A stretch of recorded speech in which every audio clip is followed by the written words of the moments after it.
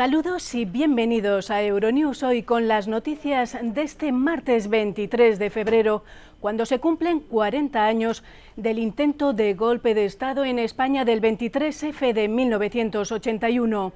Hoy se ha recordado en el Congreso el asalto del teniente coronel Antonio Tejero y aquellas frases que quedaron grabadas en la historia. Quieto todo el mundo, al suelo. Comenzamos nuestro informativo con la pandemia de coronavirus. En Estados Unidos, banderas a media asta al superar el 500.000 de fallecidos por la COVID-19.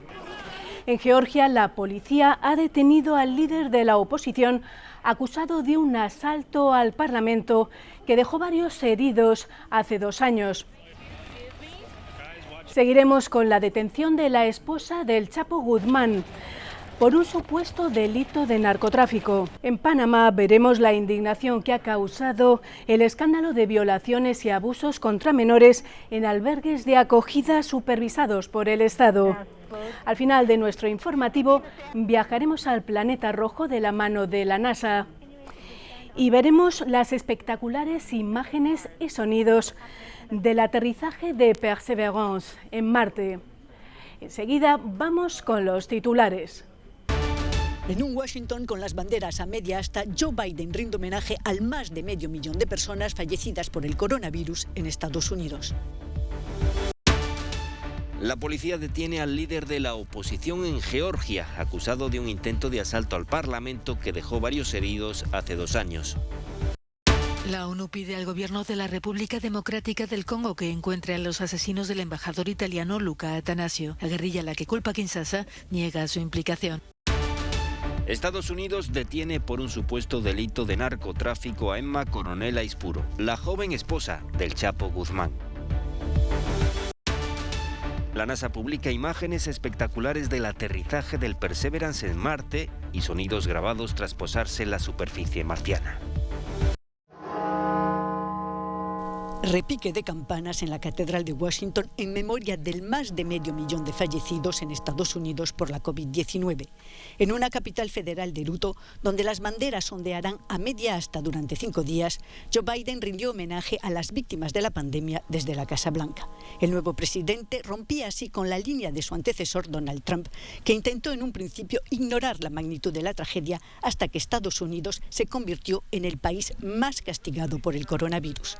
Tras un minuto de silencio, en compañía de la vicepresidenta Kamala Harris, Joe Biden tomó la palabra.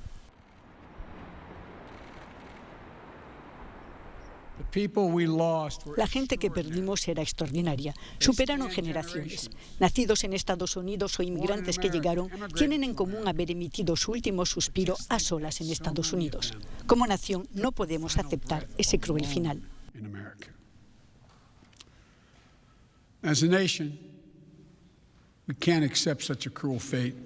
Al tiempo que estamos luchando contra esta larga pandemia, tenemos también que hacer frente a una gran carga de tristeza. Tenemos que resistirnos a ver cada vida como si fuera una estadística, un borrón o una mera noticia. Y debemos de hacerlo para honrar a nuestros muertos, pero igual de importante es cuidar de los vivos, de los que quedan.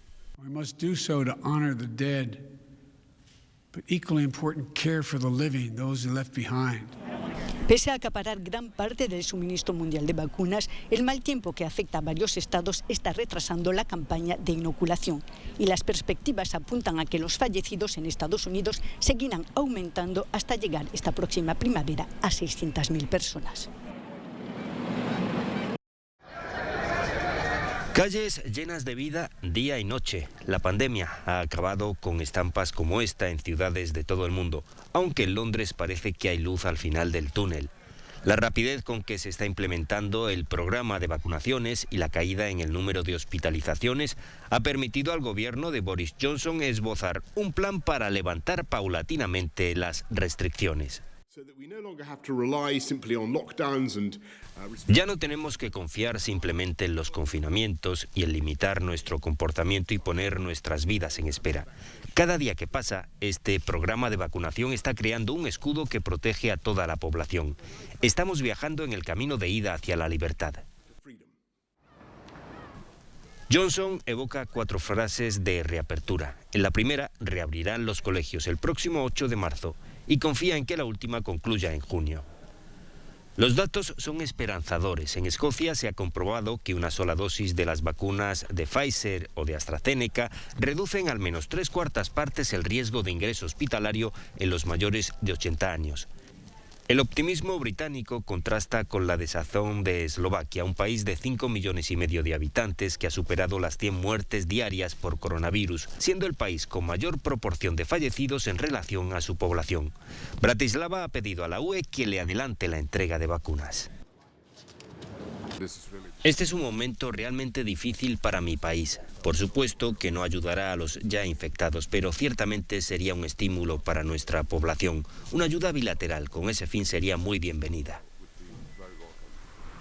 En Francia, el gobierno estudia la posibilidad de imponer nuevas restricciones en la turística Niza, donde regirá un confinamiento parcial durante los 2 próximos fines de semana. En Dunkerque, en el otro extremo del país, la variante británica del coronavirus está haciendo estragos y es la principal responsable de que se hayan superado los 900 contagios por cada 100.000 habitantes. España registra la incidencia más baja del año con 252 casos por 100.000 habitantes, a punto de salir de los niveles de máxima alerta. El país, sin embargo, no baja la guardia ante el coronavirus. Sanidad ha notificado 20.800 contagios y 535 muertos durante el fin de semana. En Madrid han comenzado a realizar pruebas rápidas de antígenos de COVID-19 al personal de la estación de trenes de Atocha para detectar a personas asintomáticas. Estamos haciendo un cribado con pruebas de test de antígenos rápidas a todos los trabajadores de la Comunidad de Madrid. Bueno, te has hecho el test y te lo acaban de dar, ¿no? Me lo acaban de dar y he dado negativo, así que ya puedo trabajar sin problemas. Y he dado negativo, o sea que muy bien, me vuelvo a trabajar otra vez. Ya estamos más tranquilos, sí, porque ahora nos volvemos a trabajar un poquito más tranquilos que cuando hemos venido, así que es genial. Así siguen en España entre el optimismo y la cautela. Desde principios de mes, los ingresos hospitalarios se han reducido a la mitad y hay un 28% menos de personas en las UCIs. Sin embargo, los niveles de ocupación siguen siendo altos. Un día ha tardado el nuevo gobierno georgiano en detener al líder opositor Nicanor Melia. Efectivos antidisturbios lo han sacado de la sede de su formación junto a una decena de seguidores con los que se había atrincherado hace una semana después de que la justicia ordenara su arresto. Una decisión judicial que provocó la dimisión del primer ministro, Georgi Gajaria, que estaba totalmente en desacuerdo.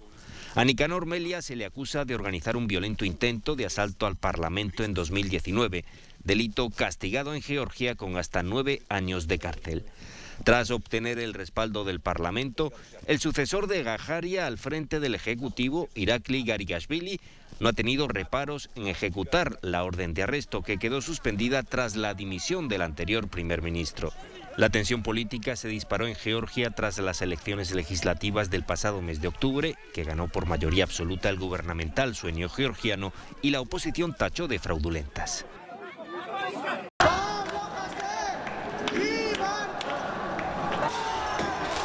Menos incidentes en la séptima noche de protestas en Barcelona por la detención del rapero Pablo Hasél.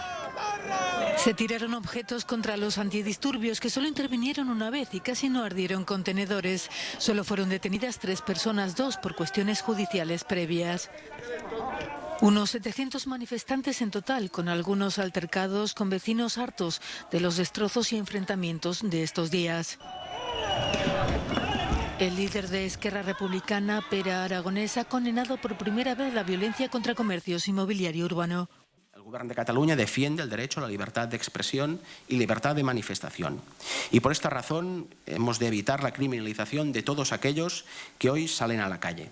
Pero también, a la vez, debemos dejar muy claro que el saqueo de un comercio, la quema de mobiliario público no son libertad de expresión ni de manifestación. Y hacemos un llamamiento a la calma, pero también a la responsabilidad política, a la acción política.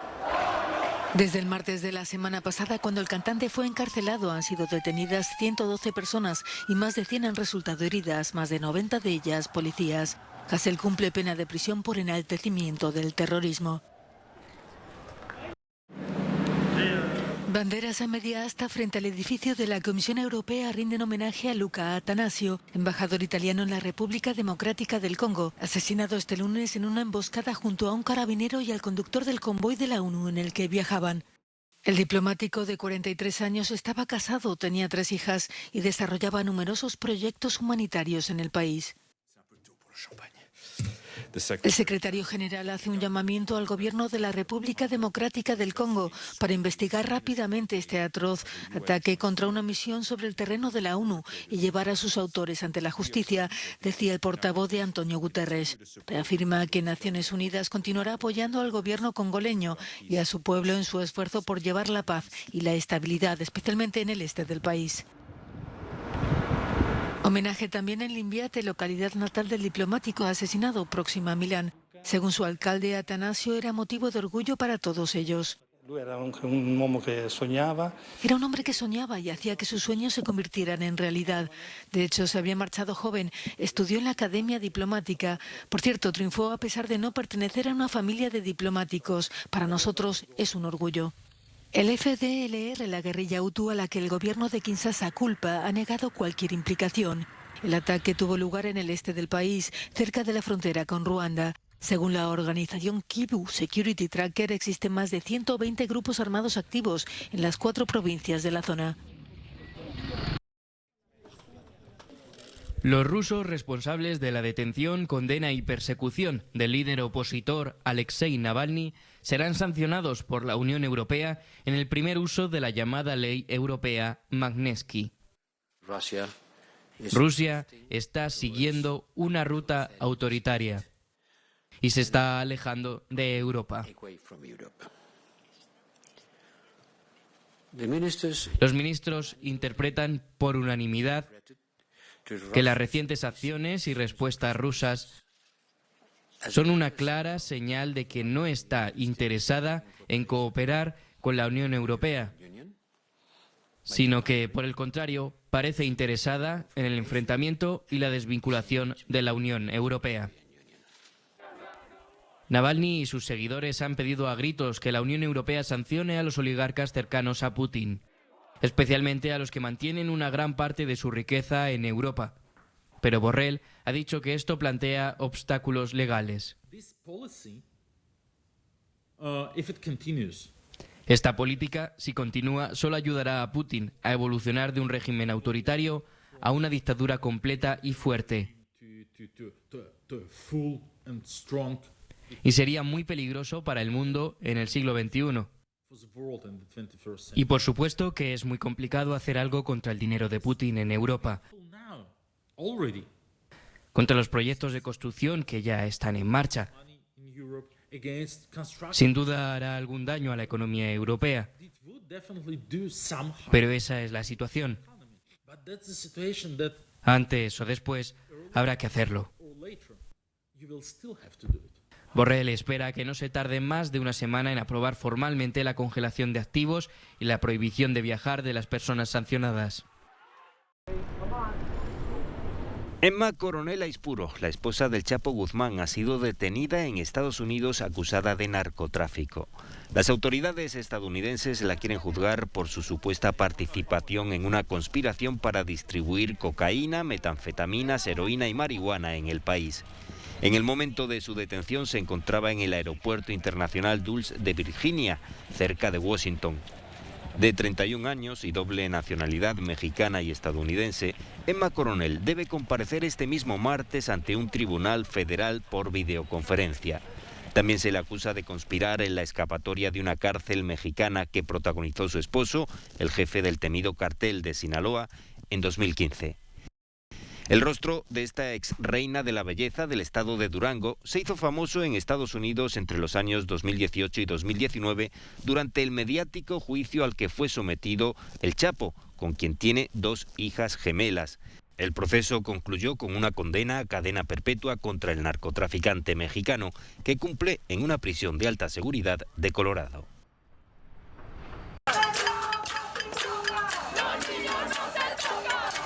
Con ropa o sin ropa, los niños no se tocan. Una de las consignas coreadas por unos 200 manifestantes en Ciudad de Panamá ante el escándalo de abusos contra menores en albergues supervisados por el Estado. Violaciones y malos tratos físicos y mentales sistemáticos contra decenas de niños y adolescentes que han conmocionado al país, descubiertos por una investigación de la Comisión de la Mujer y la Familia de la Asamblea Nacional. Según este informe, eran cometidos por los responsables de su cuidado. Algunas niñas denuncian que religiosos las dejaban embarazadas y abortaban. Hay por lo menos 14 centros implicados gestionados por ONGs civiles y organizaciones religiosas, pero bajo responsabilidad estatal.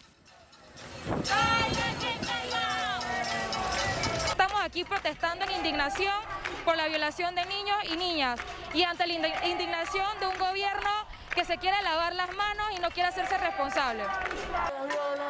Los horrores investigados habrían comenzado en 2015. La indignación de la sociedad panameña hizo que la semana pasada el presidente Laurentino Cortizo pronunciara un discurso con la promesa de castigar a los culpables, pero sin detallar ningún plan. Entonces lo que estamos exigiendo es el informe de todos los involucrados. Y además de eso queremos cárcel y instituciones de este gobierno. Y queremos saber dónde están los niños ahorita mismo, porque hay 8 albergues cerrados hasta ahora. Y sin embargo, siguen sin haber nombres. El informe asegura que algunos de estos albergues de acogida para menores huérfanos o de familias en riesgo de exclusión social no contaban con los permisos necesarios y ofrecían unas condiciones de vida infrahumanas. Muchas víctimas de los abusos sufrían además algún tipo de discapacidad. Al constructor aeronáutico Boeing se le acumulan los problemas. Como aconsejó la propia empresa, aerolíneas de varios países han suspendido sus operaciones con los aviones Boeing 777 tras el espectacular accidente sufrido por uno de estos aparatos el sábado pasado en Colorado.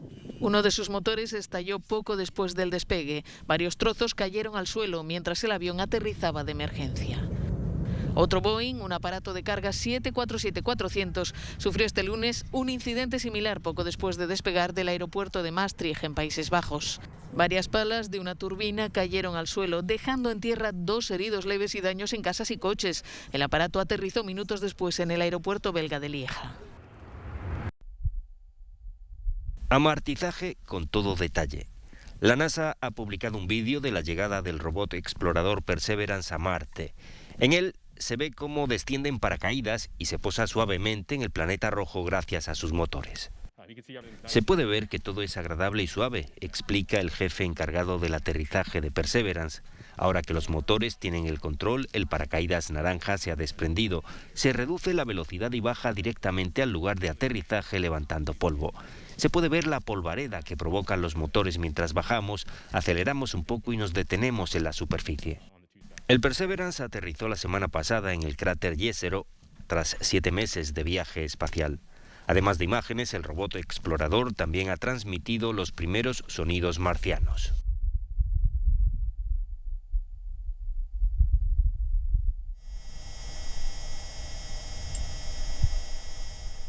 Durante al menos 2 años, el Perseverance explorará y tomará muestras de este cráter que se cree que fue el delta de un río y podría contener fósiles de vida bacteriana o microbiana de hace 3.000 millones de años.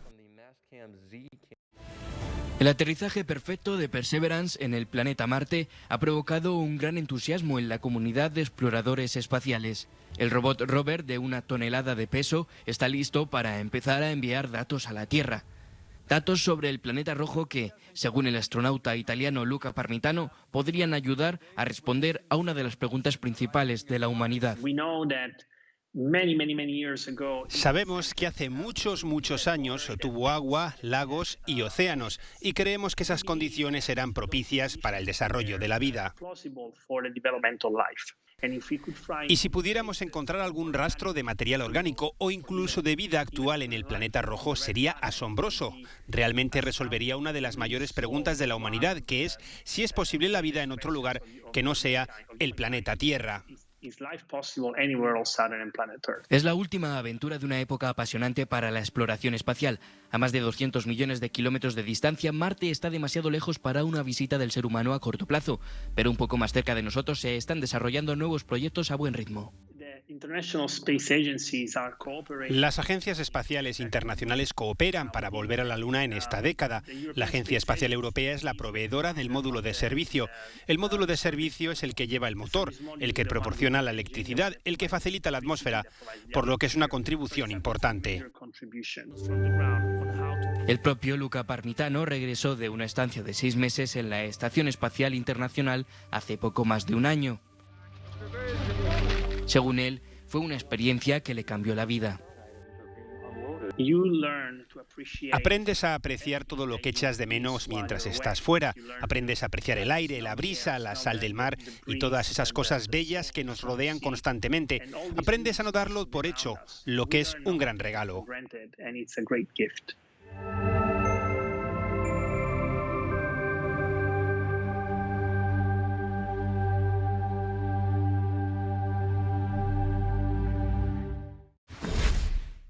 Ya nos despedimos, pero la información continúa en próximas ediciones.